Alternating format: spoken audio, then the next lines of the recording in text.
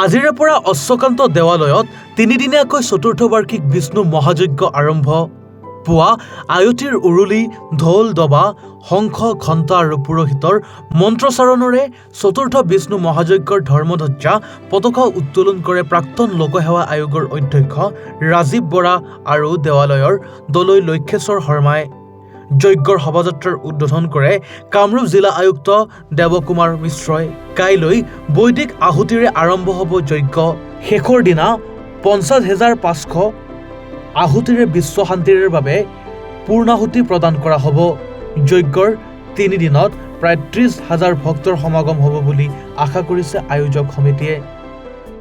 শ্ৰী শ্ৰী অশ্বক্লান্ত দেৱালয়ত আজিৰে পৰা চতুৰ্থ বাৰ্ষিক বিষ্ণু মহাযজ্ঞ শুভাৰম্ভ হৈছে। ইতিমধ্যে ধ্বজাৰোহণ কৰা হৈছে, শোভাযাত্ৰা, বৰ্ণাঢ্য ধৰ্মীয় শোভাযাত্ৰা মুকলি কৰা হ'ল আৰু সন্ধিয়ালৈ আজি অধিবাস হ'ব।